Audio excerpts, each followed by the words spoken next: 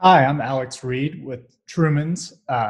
We are a direct-to-consumer cleaning products company, and it's about as boring of a product category as you could imagine. So I'm really excited to share with you all my tips today about breathing life into boring business categories.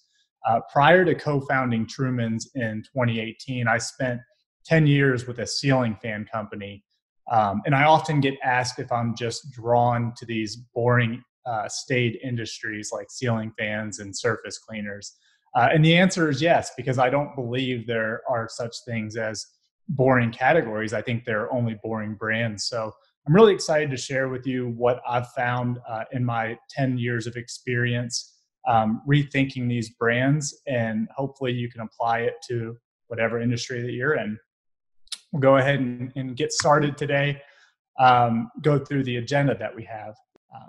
So we're going to talk about simplification, what that means. A lot of times boring is the same as cluttered. So one of the themes that we really tried hard to explore when starting Truman's was taking the clutter out of cleaning. So we'll talk about simplification. Go left is something that is very near and dear to my heart, because if there's an opportunity to be contrarian, to be different, I think that's a marketer's number one objective. Talking to customers.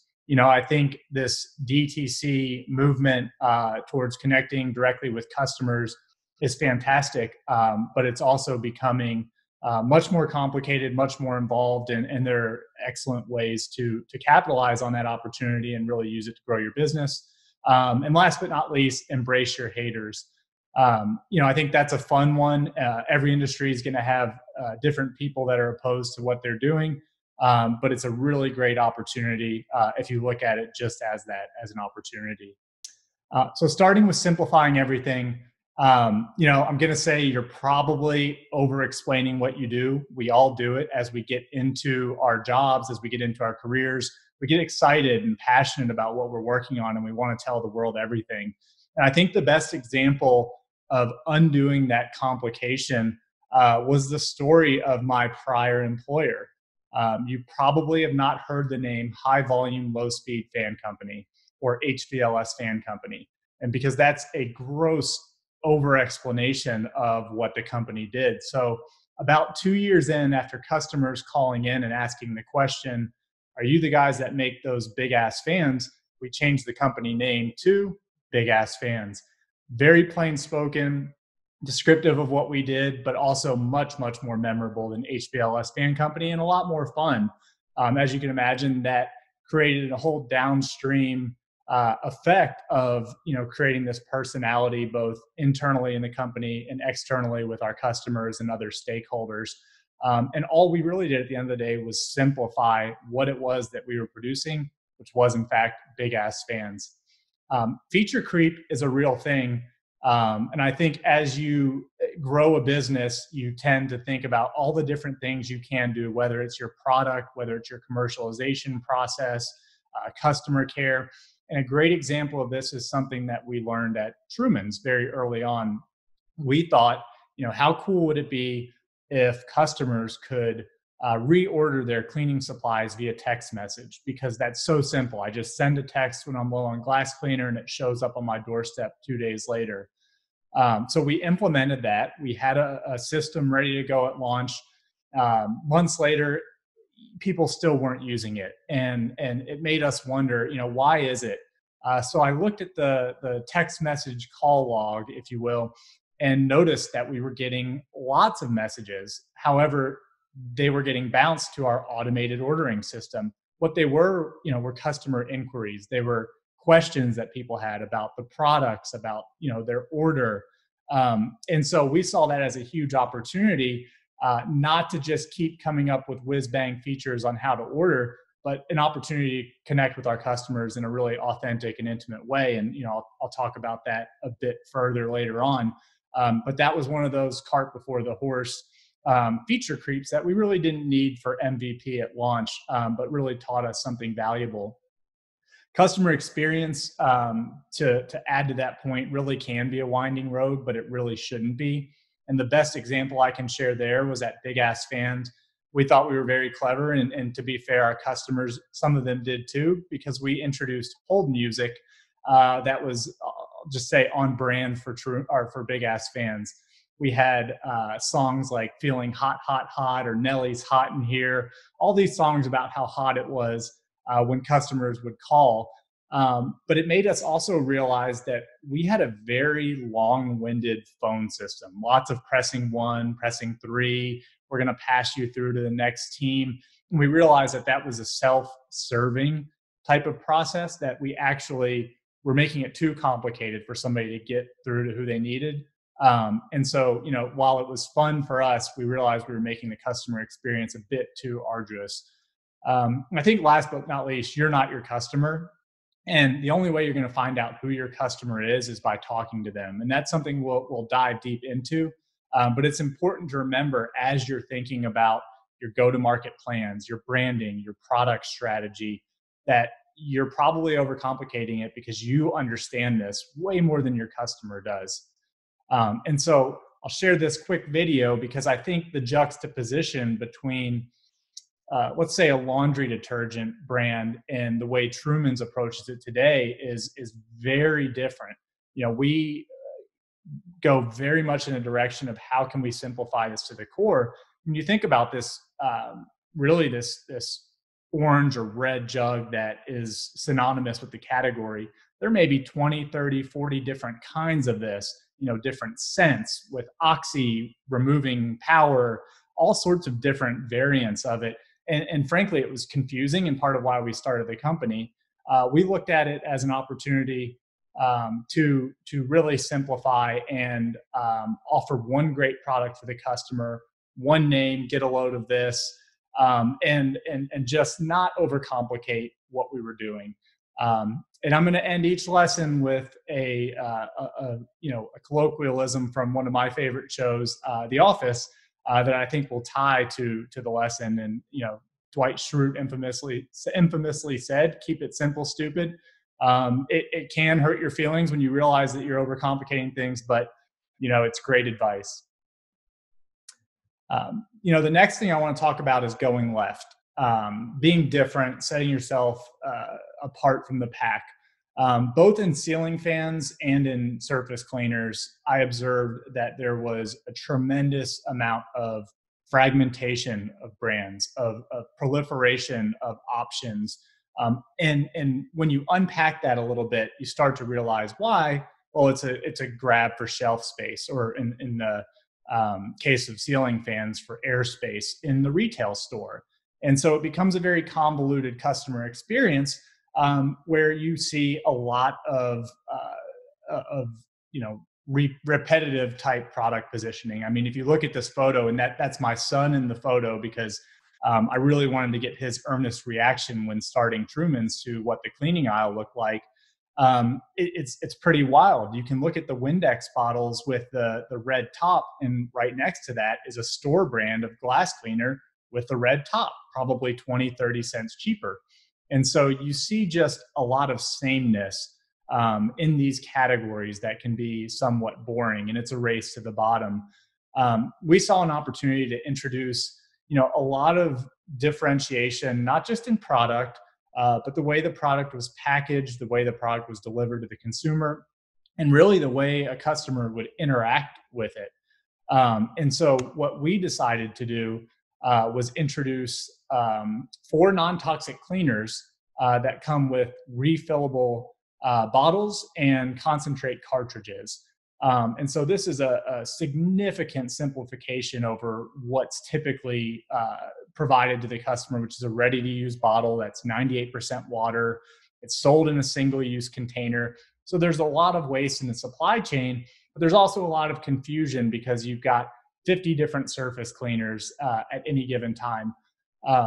We wanted to just have 4 that worked for every surface in your home, was safe to use. You didn't have to read an ingredient label that looked like prescription medicine, but also was very convenient in that we were delivering these products on an ongoing basis. And so, we wanted to not only approach the industry differently from a product assortment standpoint, but you can tell just by looking at this that the way it's packaged, the way it's branded is a lot different. And a lot of times those small touch points, they really matter to the customer.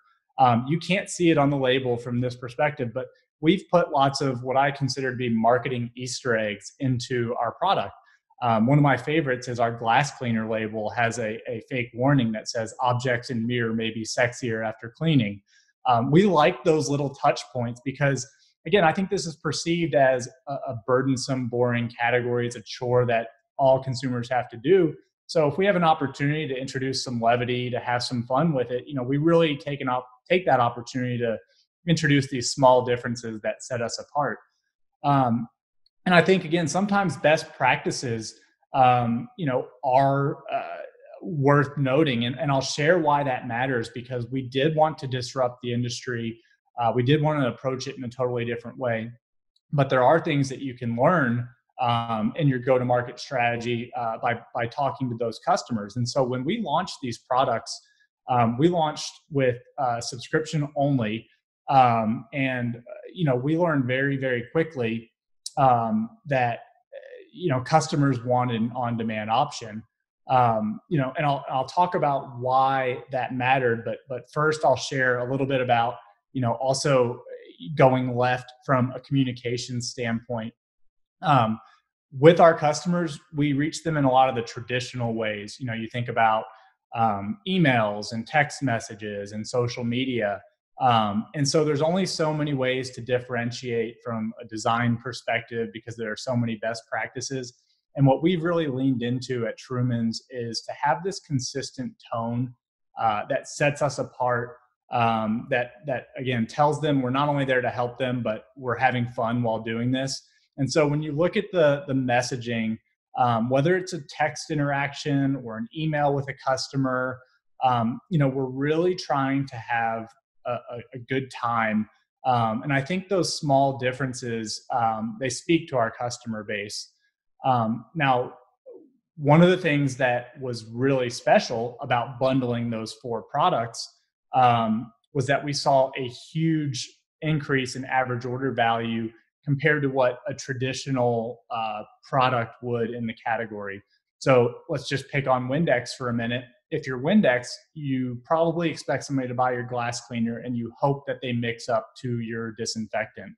By Truman's method, we're introducing you to all 4 products at once, which not only increases that first order value, but also gives us a great opportunity to win you over for future business. Because maybe the glass cleaner wasn't your favorite for some reason. Well, we have 3 other opportunities to make you love us. And so we saw, really good average order value up front. And then here's a view of our repeat business, which is critical. You want to, in a product category that is consumable, you want to win your customers over for life and really achieve that lifetime value. Now, we're a year-old company, so our LTV is still to be determined, but we see really great retention rates. And as you can tell from this chart, we launched in Q1 2019. We've seen tremendous growth from our existing customer base. And I think a large part of that is because instead of introducing the products one by one, we've introduced them as a bundle. And so there's really an opportunity where, we wanted to be contrarian from a go-to-market standpoint, not only to better serve our customers, but to really give ourselves a chance to be successful and build a relationship with them that was going to last for the long run. When thinking about best practices, I think it's important to not care what other people have done, not care what other people are going to think, but go out there and test. One of the things I'll talk about is mistakes that we've made, but you can't be concerned about that because especially when you're in an archaic industry, a lot of the best practices are really just complacency or large systems at work that are tough to break. In this example, it's very tough to break how the products are sold on the retail shelf because they're organized by surface type. And there's a motivation to have lots of different cleaners for every different surface type. For us, we saw an opportunity to really simplify what we offered, but bring it all together at once for the customer. Talking to your customers is really critical. I think customer centricity, customer experience, you name it, is one of those buzzwords that has really permeated all industries. And a lot of it's fluff. It's people looking at NPS scores, measuring it artificially. But I think it's important, especially if you're in a startup, but it doesn't exclude larger businesses, to actually have conversations with your customer, have decision makers. Big ass fans, we were always listening into calls and trying to understand, what are the customers asking? What are they confused about? And I'd say that was on the reactive side. On the proactive side, we had a dedicated customer advocacy group that actually called customers and demanded to know what went wrong with their experience. So it wasn't a pat us on the back, it was what could have been better. And I think you really have to go after it through all of your communication channels, your email, your text, your phone channels, and really make it a two-way conversation. Because if you're simply posting things or giving them information and you're not requesting any of it back, you're probably going to miss opportunities. And so, we've at Truman's really prioritized customer experience. We built a US based customer experience team that's a mix of both proactive and reactive service. And one of the most fun things for me in building that team is that I challenge all of our team members, and I challenge myself because I talk to customers every single day, is to make it interesting, to make it fun, to make it different. In short, to make it memorable, because most customer service experiences are run of the mill. My wife was on hold for 2 hours the other day, which was hilarious because she had a simple question about changing the address on her order. And after 2 hours of being on hold, they said, no, we can't do that. And I think that's the customer experience that most people are used to. And so really engaging with them and making that, thinking about it not as a cost center, but thinking about it as more of an engagement opportunity is important. And, this photo of me was a super fun story because I try to get involved with the brand in a customer facing way any chance I get. Because I think the category itself became so impersonal, and really making Truman's a human centric brand was important for us. So I think letting them know, whether it's you as a founder, you as an operator, you as an employee, that they're talking to a human is a really important part of customer experience. And then how that translates in our mind is, what does the engagement look like when we're actually running a campaign? If we make this effort to have personal communications with our customers via text, chat, email, etc., does it translate? Are they more responsive? And we see tremendous open rates, 30% or greater, on call them our mass emails. Now, I thought this chart was particularly interesting because we launched new products in April of this year, and you can see the difference in total volume of opened emails from our customers.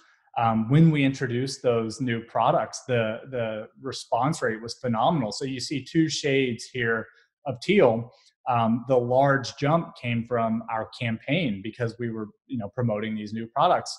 And then flow simply means the ongoing evergreen, abandoned cart or customer win back.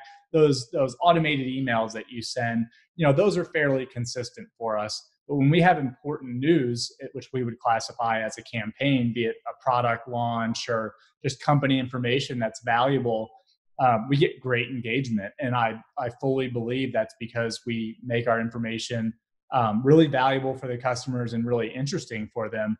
And then, of course, that open rate turns into a really great revenue driver for us. Email is one of our bigger revenue driver channels. We've grown our database tremendously. In fact, we had a database of over 10,000 people before we even launched the company officially, because we were doing some of the tactics I've described in terms of engaging on social media, really building a following.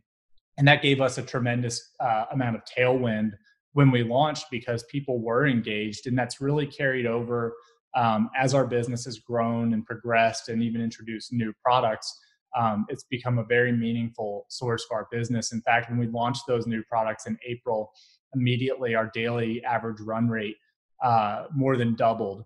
And so again, I think those small things that you do to get chatty with your customer, early on pay dividends later. And it's only human natural, according to Kevin Malone. People want to talk to other people.